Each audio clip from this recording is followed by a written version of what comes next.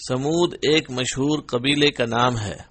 یہ جدیس کے بھائی سمود کی نسل ہیں۔ یہ دونوں آثر کے بیٹے تھے جو ارم کا بیٹا تھا، اور ارم نوح علیہ السلام کے بیٹے سام کا بیٹا تھا۔ یہ دور قدیم کی خالص عربی قوم سے تھے۔ ان کی رہائش تبوک اور حجاز کے درمیان حجر کے مقام پر تھی، جسے مدائن صالح بھی کہا جاتا ہے۔ یہ علاقہ خلیج عقبہ کے مشرق میں واقع شہر مدین کے جنوب مشرق میں واقع ہے۔ قوم سمود کے مکانات اس علاقے میں پہاڑوں میں کھدے ہوئے صاف نظر آتے ہیں۔ رسول اللہ صلی اللہ علیہ وسلم صحابہ کرام رضی اللہ عنہم کے ہمراہ تبوک جاتے وقت اس مقام سے گزرے تھے۔ جیسا کہ حدیث میں ہے، رسول اللہ صلی اللہ علیہ وسلم جب صحابہ رضی اللہ عنہم کے ہمراہ تبوک تشریف لے گئے تو مقام حجر میں سمود کے ویران گھروں کے قریب فروکش ہوئے۔ لوگوں نے ان کنووں سے پانی لے لیا جو سمود کے زیر استعمال رہے تھے۔ انہوں نے اس پانی سے آٹا گوندھ لیا اور گوشت پکانے کے لیے آگ پر دیگیں چڑھا دی۔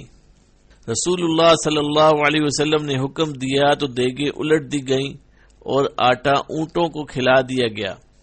پھر نبی صلی اللہ علیہ وسلم صحابہ کرام رضی اللہ عنہم کے ہمراہ وہاں سے روانہ ہو کر اس کنویں کے پاس جا ٹھہرے جہاں سے اونٹنی پانی پیا کرتی تھی۔ آپ نے ان لوگوں کے ویران گھروں میں داخل ہونے سے منع فرمایا جن پر اللہ کا عذاب نازل ہوا تھا، اور فرمایا، میں ڈرتا ہوں کہ تم پر بھی ویسا عذاب نہ آ جائے جیسا ان پر آیا تھا، اس لیے ان کے علاقے میں داخل نہ ہوا کرو۔ حضرت عبداللہ بن عمر رضی اللہ عنہما سے روایت ہے کہ رسول اللہ صلی اللہ علیہ وسلم نے مقام حجر میں ارشاد فرمایا، ان عذاب یافتہ لوگوں کے علاقے میں داخل ہونا پڑے تو صرف روتے ہوئے داخل ہوا کرو، اگر رونا نہ آئے تو ان کے علاقے میں داخل نہ ہونا، کہیں تم پر بھی وہ عذاب نہ آ جائے جو ان پر نازل ہوا تھا۔ ان کا زمانہ قوم عاد کے بعد کا ہے، اور سمود عاد کی طرح بت پرست تھے۔ بعض حضرات نے کہا ہے کہ اہل کتاب ان دونوں قوموں یعنی عاد اور سمود کے حالات سے واقف نہیں تھے، کیونکہ ان کی کتاب تورات میں ان کا ذکر نہیں، لیکن قرآن مجید کے بیان سے معلوم ہوتا ہے کہ موسیٰ علیہ السلام نے اپنی قوم کو عاد و سمود کے بارے میں بتایا تھا۔ ارشاد باری تعالی ہے، ترجمہ، اور موسیٰ علیہ السلام نے صاف صاف کہہ دیا کہ اگر تم اور جتنے اور لوگ زمین میں ہیں سب کے سب ناشکری کرو تو اللہ پھر بھی بے نیاز اور قابل تعریف ہے۔ بھلا تم کو ان لوگوں کے حالات کی خبر نہیں پہنچی جو تم سے پہلے تھے، یعنی قوم نوح اور عاد اور سمود، اور جو ان کے بعد تھے، جن کا علم اللہ کے سوا کسی کو نہیں۔ ان کے پاس پیغمبر معجزے لے کر آئے۔ سورہ ابراہیم آیت نمبر 8 اور 9۔ یہ پوری بات موسیٰ علیہ السلام نے اپنی قوم سے فرمائی تھی، لیکن چونکہ یہ دونوں قومیں اہل عرب میں سے تھیں، اس لیے اہل کتاب نے ان کے حالات کو اچھی طرح معلوم نہیں کیا، نہ انہیں یاد رکھنے کو کوئی اہمیت دی۔ حالانکہ موسیٰ علیہ السلام کے زمانے میں ان قوموں کے حالات ان میں مشہور تھے۔ ہم نے تفسیر میں اس موضوع پر تفصیل سے کلام کیا ہے۔ اس وقت سمود کا واقعہ بیان کرنا مقصود ہے کہ ان کا کیا معاملہ ہوا۔ اللہ تعالیٰ نے اپنے نبی حضرت صالح علیہ السلام کو اور مومنوں کو کس طرح نجات دی، اور جن ظالموں نے کفر و سرکشی کا راستہ اختیار کرتے ہوئے اپنے رسول کی مخالفت کی تھی، انہیں کیسے تباہ کیا۔ ہم پہلے بیان کر چکے ہیں کہ وہ عربی قوم تھے اور ان کا زمانہ عاد کے بعد کا ہے، لیکن انہوں نے عاد کے واقعات سے عبرت حاصل نہ کی۔ بیان کیا جاتا ہے کہ اس قوم کی لوگوں کی عمریں بہت طویل تھیں۔ آدمی مٹی سے گھر بناتا تو اس کی موت سے پہلے وہ گھر گر پڑتا، چنانچہ انہوں نے پہاڑ کھود کر گھر بنانے شروع کر دیے۔ اللہ تعالیٰ نے انہی میں سے اپنے ایک بندے کو نبوت کے منصب پر فائز کر کے ان کی طرف بھیجا۔ اس نبی کا نام صالح بن عبید بن ماسح بن عبید بن حادر بن سمود بن عاثر بن ارم بن سام بن نوح علیہ السلام تھا۔ حضرت صالح علیہ السلام نے قوم کو اس بات کی دعوت دی کہ اللہ وحدہ لا شریک کی عبادت کریں، بتوں سے کنارہ کشی اختیار کریں اور اللہ کے ساتھ کسی چیز کو شریک نہ بنائیں۔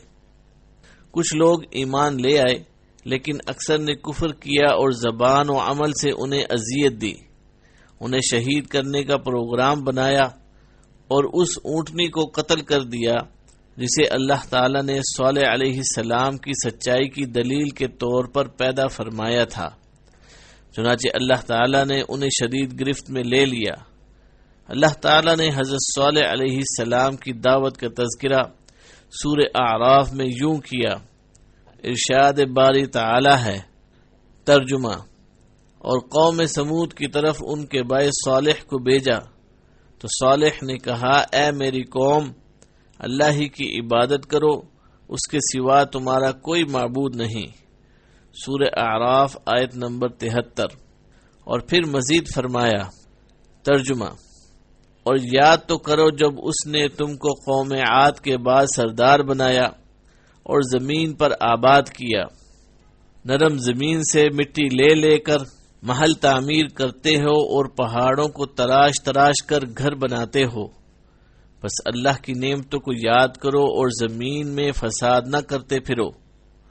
ان کی قوم کے سردار لوگ جو غرور رکھتے تھے غریب لوگوں سے جو ان میں سے ایمان لے آئے تھے، کہنے لگے، بھلا تم یقین کرتے ہو کہ صالح اپنے پروردگار کی طرف سے بھیجے گئے ہیں؟ انہوں نے کہا، ہاں، جو چیز وہ دے کر بھیجے گئے ہیں ہم اس پر بلا شبہ ایمان رکھتے ہیں۔ تو مغرور سردار کہنے لگے کہ جس چیز پر تم ایمان لائے ہو ہم اس کو نہیں مانتے۔ سورہ اعراف آیت نمبر 74 تا 76۔ یعنی اللہ تعالیٰ نے تمہیں عاد کے جانشین بنایا ہے تاکہ تم ان کے حالات سے عبرت حاصل کرو اور ان جیسے عمل نہ کرو۔ اللہ تعالیٰ نے تمہیں یہ زمین عطا فرمائی جس کے میدانوں میں تم محلات تعمیر کرتے ہو اور پہاڑ تراش کر بڑی مہارت، کاریگری اور پختگی کے ساتھ مکان بناتے ہو۔ لہذا اللہ کی اس نعمت کے عوض شکر اور نیک عمل کرو، اس کی عبادت کرو، اس کے ساتھ شرک نہ کرو، اس کے احکامات کی مخالفت کرتے ہوئے اس کی اطاعت سے روگردانی نہ کرو، کیونکہ اس روش کا انجام بہت خطرناک ہے۔ حضرت صالح علیہ السلام نے قوم کو بتوں کی پوجا سے روکا اور دیگر گناہوں سے توبہ کی تلقین کی، لیکن نافرمان قوم نے پہلے سے بھی زیادہ سرکشی کا مظاہرہ کیا۔ سورہ ہود میں ارشاد باری تعالی ہے۔ ترجمہ: اور سمود کی طرف ان کے بھائی صالح کو بھیجا، انہوں نے کہا کہ اے میری قوم، اللہ ہی کی عبادت کرو، اس کے سوا تمہارا کوئی معبود نہیں۔ اسی نے تم کو زمین سے پیدا کیا اور اس میں آباد کیا، سو اس سے مغفرت مانگو اور اس کے آگے توبہ کرو۔ بے شک میرا پروردگار نزدیک بھی ہے اور دعا کا قبول کرنے والا بھی ہے۔ انہوں نے کہا کہ صالح، اس سے پہلے ہم تم سے کئی طرح کی امیدیں رکھتے تھے، اب وہ منقطع ہو گئیں۔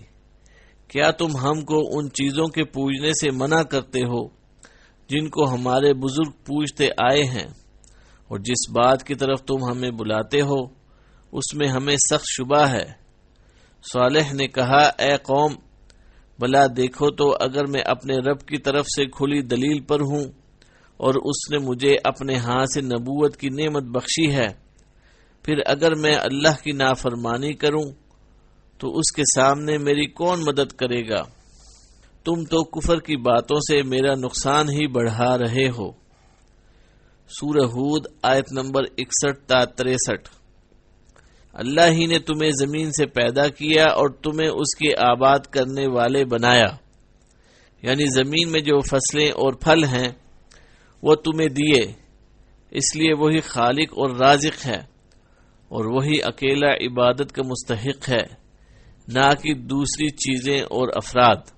فاستغفروہ ثم توبوا الیہ، یعنی سو اسی سے بخشش مانگو، پھر اس کے آگے توبہ کرو۔ یعنی تم جو بد اعمالیاں کر رہے ہو انہیں چھوڑ کر اللہ کی عبادت میں مشغول ہو جاؤ، وہ توبہ قبول کر کے تمہیں معاف فرما دے گا۔ ان ربی قریب مجیب، کہ میرا رب یقیناً قریب ہے اور قبول کرنے والا ہے۔ اس موقع پر آپ نے نرم لہجے اور نرم الفاظ میں بات کی اور انہیں نیکی طرف بلانے میں خوبصورت انداز اختیار کیا اور فرمایا، تمہارا کیا خیال ہے کہ اگر معاملہ سچ مچ ویسے ہی ہوا جیسے میں کہتا ہوں تو تم اللہ کے ہاں کیا عذر پیش کر سکو گے؟ اس کے دربار میں تم کیسے جان چھڑا سکو گے؟ تم مجھ سے مطالبہ کرتے ہو کہ میں تمہیں اس کی اطاعت کی طرف بلانا چھوڑ دوں۔ میرے لیے یہ قطعاً ممکن نہیں، کیونکہ یہ مجھ پر فرض ہے۔ اگر میں اس کی ادائیگی ترک کر دوں تو مجھے اللہ کے عذاب سے نہ تم بچا سکو گے نہ کوئی اور میری مدد کر سکے گا، اس لیے میں تمہیں اللہ وحدہ لا شریک کی طرف بلاتا رہوں گا حتیٰ کہ اللہ تعالی میرے اور تمہارے درمیان فیصلہ کر دے۔ سورۃ الشعراء میں دعوت صالح علیہ السلام کا تذکرہ یوں کیا گیا ہے، ارشاد باری تعالی ہے، ترجمہ: اور قوم سمود نے بھی پیغمبروں کو جھٹلایا جب ان کو ان کے بھائی صالح نے کہا، تم ڈرتے کیوں نہیں؟ میں تو تمہارا امانت دار پیغمبر ہوں، سو اللہ سے ڈرو اور میرا کہا مانو، اور میں اس کا تم سے بدلہ نہیں مانگتا، میرا بدلہ اللہ رب العالمین کے ذمے ہے۔ کیا جو چیزیں تمہیں یہاں میسر ہیں ان میں تم بے خوف چھوڑ دیے جاؤ گے؟ یعنی ان باغوں اور چشموں اور کھیتوں اور ان کھجوروں کے باغوں میں جن کے شگوفے نرم و نازک ہیں، اور تم تکلف سے پہاڑوں میں تراش تراش کر گھر بناتے ہو، سو اللہ سے ڈرو اور میرے کہنے پر چلو اور حد سے تجاوز کرنے والوں کی بات نہ مانو، جو ملک میں فساد کرتے ہیں اور اصلاح نہیں کرتے۔ سورۃ الشعراء آیت نمبر 141 تا 152۔ دعوت حق کو تھامنے کی بجائے قوم نے حضرت صالح علیہ السلام اور آپ کے ساتھیوں سے بدشگونی لینا شروع کر دی اور فساد کے لیے صلاح مشورے کرنے لگے۔ اللہ تعالی نے ان کی حالت بیان کرتے ہوئے فرمایا، ترجمہ: اور ہم نے سمود کی طرف ان کے بھائی صالح کو بھیجا کہ تم سب اللہ کی عبادت کرو، پھر بھی وہ دو فریق ہو کر آپس میں جھگڑنے لگے۔ صالح نے کہا، بھائیو، تم بھلائی سے پہلے برائی کے لیے کیوں جلدی کرتے ہو اور اللہ سے بخشش کیوں نہیں مانگتے تاکہ تم پر رحم کیے جائے؟ وہ کہنے لگے کہ تم اور تمہارے ساتھی ہمارے لیے برا شگون لائے ہو۔ صالح نے کہا، تمہاری بدشگونی اللہ کی طرف سے ہے، بلکہ تم ایسے لوگ ہو جو فتنے میں پڑے ہوئے ہو، اور اس شہر میں 9 شخص تھے جو ملک میں فساد کرتے تھے اور اصلاح سے کام نہیں لیتے تھے۔ انہوں نے آپس میں قسمیں کھا کر عہد کیا کہ ہم رات کو اس پر اور اس کے گھر والوں پر شبخون ماریں گے، پھر اس کے وارث سے کہہ دیں گے کہ ہم صالح کے گھر والوں کے موقع ہلاکت پر گئے ہی نہیں، اور ہم بالکل سچ کہتے ہیں۔ سورۃ النمل آیت نمبر 45 تا 49۔ حضرت صالح علیہ السلام کی قوم اپنی ضد پر اڑی رہی اور دعوت توحید کو قبول کرنے کی بجائے اپنے نبی کی ذات پر رقیق حملے شروع کر دیے۔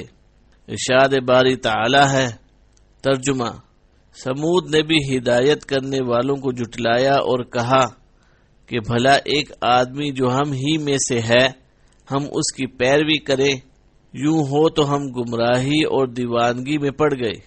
کیا ہم سب میں سے اسی پر وحی نازل ہوئی ہے؟ نہیں، بلکہ یہ جھوٹا خود پسند ہے۔ ان کو کل ہی معلوم ہو جائے گا کہ کون جھوٹا خود پسند ہے۔ سورہ قمر آیت نمبر 23 تا 26۔ حضرت صالح علیہ السلام نے قوم کو دعوت حق دی، لیکن وہ انکار پر ہی مصر رہے، بلکہ آپ کو جادو زدہ کہا، اور یہ بھی کہا کہ اگر آپ اللہ تعالیٰ کے سچے رسول ہیں تو کوئی معجزہ یا نشانی پیش کریں۔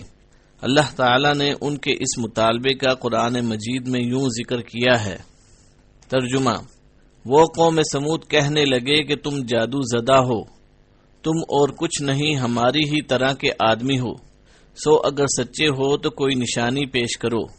صالح نے کہا دیکھو یہ اونٹنی ہے، ایک دن اس کے پینے کی باری ہے اور ایک معین روز تمہاری باری ہے، اور اس کو کوئی تکلیف نہ دینا، نہیں تو تم کو سخت عذاب آ پکڑے گا۔ مگر انہوں نے اس کی کونچیں کاٹ ڈالیں، آخر کار پچھتاتے رہ گئے، پس ان کو عذاب نے آ پکڑا۔ بے شک اس میں ایک نشانی ہے اور ان میں سے اکثر ایمان لانے والے نہیں تھے۔ سورۃ الشعراء آیت نمبر 153 تا 158۔ انما انت من المسحرین کا مطلب یعنی آپ پر جادو کر دیا گیا ہے، جس کی وجہ سے آپ کو معلوم ہی نہیں کہ آپ کیا کیا کہتے رہتے ہیں، یعنی توحید کو اختیار کرنے اور شرک چھوڑنے کی دعوت آپ عقل و شعور کے ساتھ نہیں دے رہے۔ اکثر علماء نے مسحرین کا یہی مطلب بیان کیا ہے کہ اس سے مراد مسحور یعنی جادو سے متاثر ہے۔ اس لفظ کو مسحرین بھی پڑھا گیا ہے، جس کا مطلب یہ ہے کہ آپ اپنے دوست جن کے ذریعے سے لوگوں کو متاثر کرتے ہیں، یعنی آپ جادوگر ہیں۔ پہلی رائے زیادہ مضبوط ہے کیونکہ اس کے بعد ان لوگوں نے کہا ما انت الا بشر مثلنا، آپ تو ہم جیسے انسان ہیں۔ سورہ قمر میں ارشاد باری تعالی ہے، ترجمہ: اے صالح، ہم ان کی آزمائش کے لیے اونٹنی بھیجنے والے ہیں، سو تم ان کو دیکھتے رہو اور صبر کرو، اور ان کو آگاہ کر دو کہ ان میں پانی کی باری مقرر کر دی گئی ہے، ہر باری والے کو اپنی باری پر آنا چاہیے۔ سورہ قمر آیت نمبر 27-28۔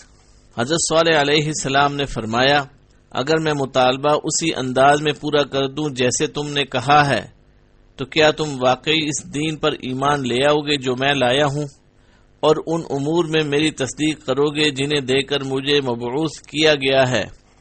انہوں نے کہا ہاں، ہم تجھ پر ایمان لائیں گے اور تیری باتوں کی تصدیق کریں گے۔ آپ نے ان سے پختہ عہد و پیمان لے لیا۔ تب آپ نے کھڑے ہو کر نماز ادا کی، پھر اللہ تعالیٰ سے دعا کی کہ وہ ان لوگوں کا مطالبہ پورا فرمائے۔ اللہ کے حکم سے وہ چٹان پھٹ گئی اور اس میں سے ایک بہت بڑی حاملہ اونٹنی نکلی، جس میں وہ تمام صفات موجود تھیں جو مطالبہ کرنے والوں نے بیان کی تھیں۔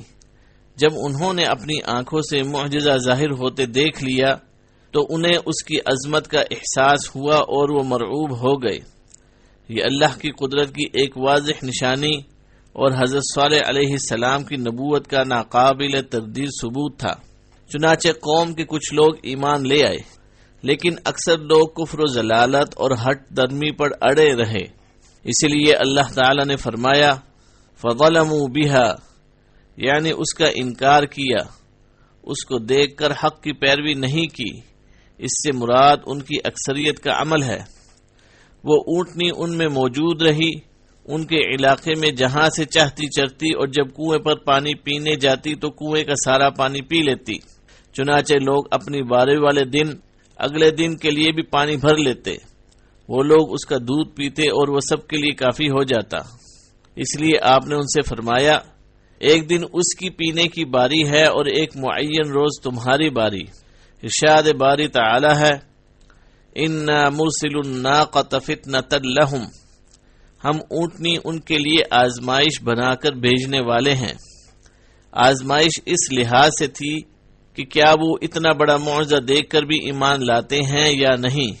فَارْتَقِبْهُمْ، بس انتظار کیجئے کہ ان کا انجام کیا ہوتا ہے، اور ان کی طرف سے تکلیف دی جائے تو صبر کیجئے اور ان کو آگاہ کر دیجئے کہ ان میں پانی کی باری مقرر کر دی گئی ہے، ہر باری والے کو اپنی باری پر آنا چاہیے۔ اور صالح علیہ السلام نے فرمایا، ترجمہ: تمہارے پاس پروردگار کی طرف سے ایک معجزہ آ چکا ہے، یعنی یہی اللہ کی اونٹنی تمہارے لیے معجزہ ہے، سو اسے آزاد چھوڑ دو کہ اللہ کی زمین میں چرتی پھرے، اور تم اسے بری نیت سے ہاتھ بھی نہ لگانا، ورنہ دردناک عذاب تمہیں پکڑ لے گا۔ سورہ اعراف آیت نمبر 73۔ اور مزید فرمایا، اے میری قوم، یہ اللہ کی اونٹنی تمہارے لیے ایک نشانی یعنی معجزہ ہے، لہذا اس کو چھوڑ دو کہ اللہ کی زمین میں جہاں چاہے چرے اور اس کو کسی طرح کی تکلیف نہ دینا، ورنہ تمہیں جلد عذاب آ پکڑے گا۔ سورہ ہود آیت نمبر 64۔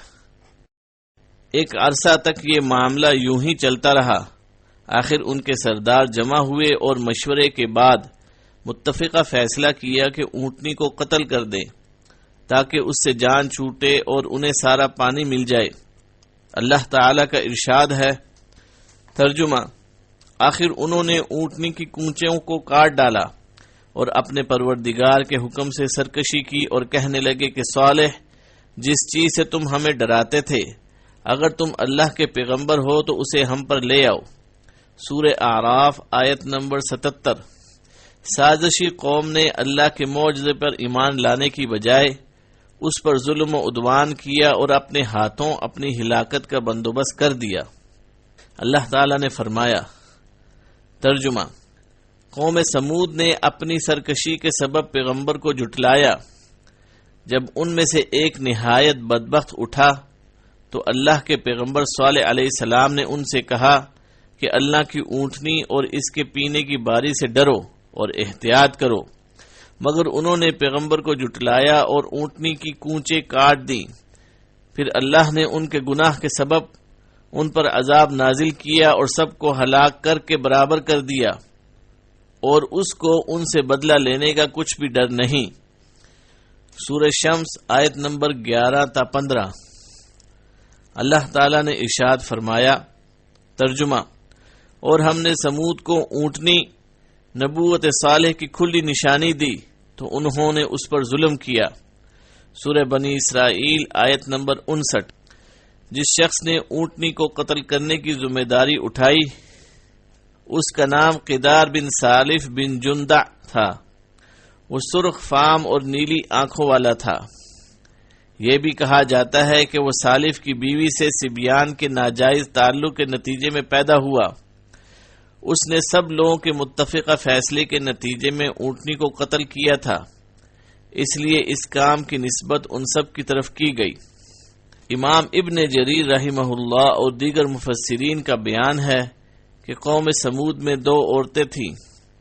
ایک کا نام صدوق بنت محیا بن زہیر بن مختار تھا، جو مالدار اور اونچے خاندان کی عورت تھی۔ اس نے قبیلہ اسلم کے ایک آدمی سے نکاح کیا لیکن پھر طلاق لے لی۔ اس نے اپنے چچا زاد مصدع بن مہرج بن محیا کو بلا کر کہا، اگر تم اونٹنی کو قتل کر دو تو میں تم سے شادی کر لوں گی۔ دوسری عورت کا نام انیزہ تھا، جو غنم بن مجلس کی بیٹی تھی۔ اس کی کنیت ام غنم تھی۔ یہ ایک کافر بھڑیا تھی۔ اس کا خاوند ذؤاب بن عمر ایک رئیس تھا۔ اس عورت نے قدار بن سالف سے کہا، یہ میری 4 بیٹیاں ہیں، اگر تم اونٹنی کو قتل کر دو تو جس لڑکی سے چاہو گے شادی کر دوں گی۔ چنانچہ یہ دونوں جوان اس کام کے لیے کمر بستہ ہو گئے اور قوم کے اور افراد کو بھی ترغیب دی۔ یوں مزید 7 افراد ان کے ساتھ آ ملے اور یہ کل 9 افراد ہو گئے۔ درجہ ذیل آیت مبارکہ میں انہی کا ذکر ہے۔ ارشاد باری تعالی ہے، ترجمہ: اور شہر میں 9 شخص تھے جو ملک میں فساد کیا کرتے تھے اور اصلاح سے کام نہیں لیتے تھے۔ سورہ نمل آیت نمبر 48۔ انہوں نے باقی قبیلے کو بھی ساتھ ملانے کی کوشش کی تو لوگوں نے تائید کی۔ وہ اونٹنی کو قتل کرنے کے لیے گات میں بیٹھ گئے۔ جب وہ پانی پی کر واپس آئی تو مصدع نے جو چھپ کر بیٹھا ہوا تھا اس پر تیر چلایا، جو اس کی پنڈلی کی ہڈی میں پیوست ہو گیا۔ انیزہ اور اس کی بیٹیاں بھی قدار کی حوصلہ افزائی کرنے کے لیے آ گئیں اور انہیں جوش دلانے کے لیے اپنے چہروں سے نقاب الٹ دیے۔ قدار بن سالف نے جلدی سے اونٹنی پر تلوار سے حملہ کیا اور اس کی کونچیں کاٹ دیں۔ وہ زمین پر گر پڑی اور زور سے آواز نکالی، جس سے اس کا بچہ چوکنا ہو گیا اور دور پہاڑ پر چلا گیا اور 3 بار بلبلایا۔ قدار نے اونٹنی کے گلے پر نیزہ مار کر اسے قتل کر دیا۔ قرآن مجید نے اس کا ذکر ان الفاظ سے کیا ہے، ترجمہ: پھر ان لوگوں نے اپنے رفیق کو بلایا تو اس نے اونٹنی کو پکڑ کر اس کی کونچیں کاٹ ڈالی، سو دیکھ لو کہ میرا عذاب اور ڈرانا کیسا ہے۔ سورہ قمر آیت نمبر 29-30۔ حضرت عبداللہ بن زمع رضی اللہ عنہ سے روایت ہے کہ رسول اللہ صلی اللہ علیہ وسلم نے خطبے کے دوران میں اونٹنی کا اور اسے قتل کرنے والے کا ذکر کیا اور فرمایا، اسے قتل کرنے کے لیے ایک دلیر سردار اٹھا جس کی بات مانی جاتی تھی، جیسے قریش میں ابو زمعہ ہے۔ حضرت عمار بن یاسر رضی اللہ عنہما سے روایت ہے کہ رسول اللہ صلی اللہ علیہ وسلم نے حضرت علی رضی اللہ عنہ سے فرمایا، کیا میں تجھے نہ بتاؤں کہ سب سے زیادہ بدبخت کون ہے؟ انہوں نے کہا جی ہاں فرمائیے۔ نبی علیہ السلام نے فرمایا، دو شخص ہیں، ایک تو سمود کا سرخ فام آدمی جس نے اونٹنی کو قتل کیا تھا، اور ایک وہ جو تجھے اے علی اس جگہ یعنی سر پر ضرب لگائے گا جس سے یعنی داڑھی تر ہو جائے گی۔ اللہ تعالی نے فرمایا، ترجمہ، آخر انہوں نے اونٹنی کی کونچوں کو کاٹ ڈالا اور اپنے پروردگار کے حکم سے سرکشی کی اور کہنے لگے کہ صالح، جس چیز سے تم ہمیں ڈراتے ہو، اگر تم اللہ کے پیغمبر ہو تو اسے ہم پر لے آؤ۔ سورہ اعراف آیت نمبر 77۔ ان کے اس قول میں کئی انداز سے کفر کا واضح اظہار ہے۔ انہوں نے مؤکد طور پر ممنوع کام کا ارتکاب کر کے اللہ اور اس کے رسول کی مخالفت کی، یعنی اس اونٹنی کو ہلاک کیا جسے اللہ تعالی نے ان کے لیے آیت یعنی نشانی اور معجزہ قرار دیا تھا۔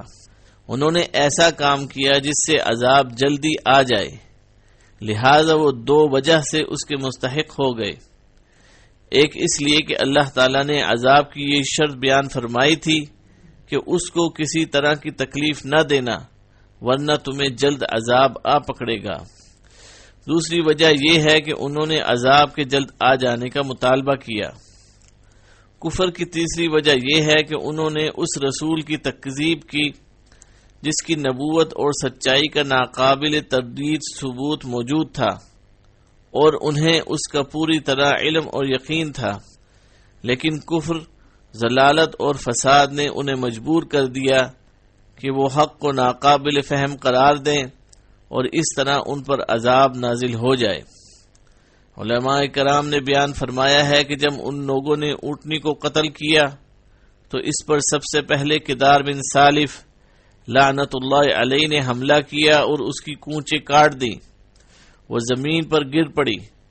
پھر سب افراد نے جلدی جلدی تلواروں سے اس کے ٹکڑے کر دیے۔ جب اس کے بچے نے یہ دیکھا تو بھاگ کر سب سے اونچے پہاڑ پر چڑھ گیا اور 3 بار بلبلایا۔ اس لیے حضرت صالح علیہ السلام نے فرمایا، ترجمہ، اپنے گھروں میں 3 دن اور فائدہ اٹھا لو۔ سورہ ہود آیت نمبر 65۔ یعنی انہیں اس دن کے علاوہ 3 دن کی مہلت دی گئی۔ انہوں نے اس مؤکد وعید پر بھی اعتبار نہ کیا، بلکہ شام ہوئی تو انہوں نے پروگرام بنایا کہ حضرت صالح علیہ السلام کو بھی شہید کر دیا جائے۔ چنانچہ سب قسمیں کھا کر کہنے لگے، لَنُبَيِّتَنَّهُ وَأَهْلَهُ۔ ترجمہ، عہد کرو کہ ہم رات کو اس پر اور اس کے گھر والوں پر شب خون ماریں گے۔ سورہ نمل آیت نمبر 49۔ یعنی ہم رات کو صالح علیہ السلام کے گھر میں گھس کر آپ کو اہل و عیال سمیت شہید کر دیں گے۔ پھر اگر آپ کے اقارب نے قصاص یا دیت کا مطالبہ کیا تو ہم مکر جائیں گے اور کہیں گے کہ ہم نے قتل نہیں کیا، اس لیے انہوں نے کہا۔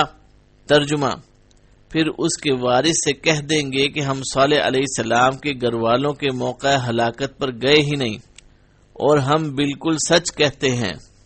سورہ نمل آیت نمبر 49۔ جب قوم نے معجزے کا انکار کیا اور اللہ تعالی کی نعمتوں کی ناشکری کی تو نتیجہ ان کی تباہی کی صورت میں نکلا، جسے اللہ تعالی نے قرآن مجید میں مختلف پیرائے میں بیان کیا ہے۔ ارشاد باری تعالی ہے، ترجمہ، اور وادی حجر کے رہنے والوں نے بھی پیغمبروں کی تکذیب کی، ہم نے ان کو اپنی نشانیاں دیں اور وہ ان سے منہ پھیرتے رہے۔ اور وہ پہاڑوں کو تراش تراش کر گھر بناتے تھے کہ امن سے رہیں گے، تو ہولناک چیخ نے ان کو صبح ہوتے ہوتے آ پکڑا، اور جو کام وہ کرتے تھے وہ ان کے کچھ بھی کام نہ آئے۔ سورہ حجر آیت نمبر 80 تا 84۔ اور ارشاد فرمایا، ترجمہ: اور ہم نے نشانیاں بھیجنی اس لیے موقوف کر دیں کہ اگلے لوگوں نے اس کی تکذیب کی تھی، اور ہم نے سمود کو اونٹنی نبوت صالح کی کھلی نشانی دی تو انہوں نے اس پر ظلم کیا، اور ہم تو ڈرانے کے لیے ہی نشانیاں بھیجا کرتے ہیں۔ سورہ بنی اسرائیل آیت نمبر 59۔ مزید ارشاد باری تعالی ہے، ترجمہ: اے میری قوم، یہ اللہ کی اونٹنی تمہارے لیے ایک نشانی یعنی معجزہ ہے، لہذا اس کو چھوڑ دو کہ اللہ کی زمین میں جہاں چاہے چرے، اور اس کو کسی طرح کی تکلیف نہ دینا، ورنہ تمہیں جلد عذاب آ پکڑے گا۔ مگر انہوں نے اس کی کونچیں کاٹ ڈالی۔ تو صالح نے کہا کہ اپنے گھروں میں 3 دن اور فائدے اٹھا لو، یہ عذاب کا وعدہ ہے کہ جھوٹا نہ ہوگا۔ سو جب ہمارا حکم آ گیا تو ہم نے صالح اور جو لوگ ان کے ساتھ ایمان لائے تھے ان کو اپنی مہربانی سے بچا لیا، اور اس دن کی رسوائی سے محفوظ رکھا۔ بے شک تمہارا پروردگار ہی طاقتور اور زبردست ہے۔ اور جن لوگوں نے ظلم کیا تھا ان کو ہولناک چیخ کی صورت میں عذاب نے آ پکڑا، تو وہ اپنے گھروں میں اوندے پڑے رہ گئے، گویا کبھی ان میں بسے ہی نہ تھے۔ سن رکھو کہ سمود نے اپنے پروردگار سے کفر کیا، اور سن رکھو کہ سمود پر پھٹکار ہے۔ سورہ ہود آیت نمبر 64 تا 68۔ سورہ قبر میں ان کے عذاب کا تذکرہ اس طرح کیا گیا ہے، ارشاد باری تعالی ہے، ترجمہ: سو دیکھ لو کہ میرا عذاب اور ڈرانا کیسا ہے۔ ہم نے ان پر عذاب کے لیے ایک ہولناک چیخ بھیجی تو وہ ایسے ہو گئے جیسے باڑ والے کی سوکھی اور ٹوٹی ہوئی باڑ، اور ہم نے قرآن کو سمجھنے کے لیے آسان کر دیا ہے، تو کوئی ہے کہ سوچے سمجھے۔ سورہ قمر آیت نمبر 30-31۔ ارشاد الہی ہے، ترجمہ: اور وہ ایک چال چلے اور ہم بھی ایک چال چلے، اور ان کو کچھ خبر نہ ہوئی، سو دیکھ لو کہ ان کی چال کا انجام کیسا ہوا۔ ہم نے ان کو اور ان کی قوم سب کو ہلاک کر ڈالا، اب ان کے گھر ان کے ظلم کے سبب خالی پڑے ہیں۔ جو لوگ دانش رکھتے ہیں ان کے لیے اس میں نشانی ہے، اور جو لوگ ایمان لائے اور ڈرتے تھے ان کو ہم نے نجات دی۔ سورہ نمل آیت نمبر 50 تا 53۔ جن افراد نے حضرت صالح علیہ السلام کو شہید کرنے کی سازش تیار کی تھی، اللہ تعالی نے ان پر ان کی قوم سے پہلے ہی عذاب نازل فرما دیا، اور ان پر پتھر برسا کر کچل ڈالا اور تباہ کر دیا۔ جب مہلت کا پہلا دن یعنی جمعرات کا دن آیا تو ان کے چہرے زرد ہو گئے، جیسے صالح علیہ السلام نے فرمایا تھا۔ شام ہوئی تو انہوں نے کہا کہ مہلت کا ایک دن تو گزر گیا۔ جب دوسرے دن یعنی جمعے کی صبح ہوئی تو ان کے چہرے سرخ ہو گئے۔ شام ہوئی تو انہوں نے کہا کہ مہلت کے 2 دن گزر گئے۔ جب مہلت کا تیسرا دن آیا یعنی ہفتے کی صبح ہوئی تو ان کے چہرے سیاہ ہو گئے۔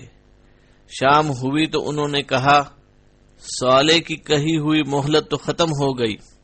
جب اتوار کی صبح ہوئی تو انہوں نے خوشبو لگائی اور تیار ہو کر بیٹھ گئے اور انتظار کرنے لگے کہ دیکھیں کون سا عذاب آتا ہے۔ انہیں معلوم نہیں تھا کہ ان کے ساتھ کیا سلوک ہونے والا ہے اور ان پر کس طرف سے عذاب آنے والا ہے۔ جب سورج طلوع ہوا تو آسمان سے ایک شدید آواز آئی اور نیچے سے زلزلہ آ گیا، چنانچہ تمام افراد کی روحیں پرواز کر گئیں، وہ مر کر بے حس و حرکت اور خاموش ہو گئے، اور اپنے گھروں میں جیسے بیٹھے تھے ویسے ہی بیٹھے بیٹھے بے جان اجسام میں تبدیل ہو گئے اور حرکت بھی نہ کر سکے۔ ان میں سے صرف ایک لونڈی زندہ بچ گئی جو چلنے پھرنے سے معذور تھی، اس کا نام کلبہ بنت سلق تھا اور اسے ذریعہ بھی کہتے تھے۔ وہ پکی کافرہ تھی اور صالح علیہ السلام کی سخت دشمن تھی۔ جب اس نے عذاب دیکھا تو اسے چلنے کی طاقت مل گئی، چنانچہ وہ انتہائی تیزی سے بھاگی حتیٰ کہ عربوں کے ایک قبیلے کے پاس جا پہنچی۔ اس نے تمام چشمدید واقعہ سنایا اور قوم پر آنے والے عذاب کی خبر دی، پھر پانی مانگا۔ جب اس نے پانی پیا تو وہ بھی مر گئی۔ اللہ تعالی نے فرمایا کأن لم یغنوا فیہا، یوں محسوس ہوتا کہ وہ کبھی یہاں بسے اور آباد ہی نہیں ہوئے، یعنی اس طرح فنا ہو گئے گویا کبھی تھے ہی نہیں۔ حضرت صالح علیہ السلام نے قوم کی تباہی و بربادی پر نہایت غم و حسرت کا اظہار فرمایا۔ اللہ تعالی نے ان کی اس کیفیت کو یوں بیان فرمایا ہے۔ ارشاد باری تعالی ہے، ترجمہ: پھر صالح ان سے نا امید ہو کر پھرے اور کہا کہ اے میری قوم، میں نے تم کو اللہ کا پیغام پہنچا دیا اور تمہاری خیر خواہی کی، مگر تم ایسے ہو کہ خیر خواہوں کو دوست نہیں رکھتے۔ سورہ اعراف آیت نمبر 79۔ صالح علیہ السلام نے قوم کے ہلاک ہو جانے کے بعد قوم سے مخاطب ہو کر بطور افسوس و حسرت یہ فرمایا، یا قوم لقد ابلغتکم رسالۃ ربی ونصحت لکم، کہ میری قوم میں نے تمہیں اپنے رب کا پیغام پہنچایا تھا اور تمہارا بھلا چاہا تھا، یعنی میں نے ہر ممکن طریقے سے تمہیں راہ ہدایت پر لانے کی پوری کوشش کی، اپنے قول، عمل اور نیت سے اس کا انتہائی خواہش مند تھا، وَلَٰكِن لَا تُحِبُّونَ النَّاصِحِينَ، لیکن تم لوگ نصیحت کرنے والوں کو پسند نہیں کرتے، یعنی تمہاری فطرت نہ حق کی طالب تھی نہ اسے قبول کرتی تھی، اس لیے تم اس دردناک عذاب کا شکار ہو گئے جس میں تم ابد تک مبتلا رہو گے۔ اب میں کسی طرح بھی تمہیں اس عذاب سے چھڑا نہیں سکتا، میں نے تو اپنا فرض ادا کر دیا، یعنی تمہیں اللہ کا پیغام پہنچایا اور تمہاری خیر خواہی کی، میں یہی کچھ کر سکتا تھا، پھر اس کے بعد اللہ جو چاہتا ہے کرتا ہے۔ بدر کے کنویں میں جن مقتول کافروں کو پھینکا گیا تھا، اللہ کے نبی صلی اللہ علیہ وسلم نے 3 دن بعد ان سے بھی اسی طرح خطاب فرمایا تھا۔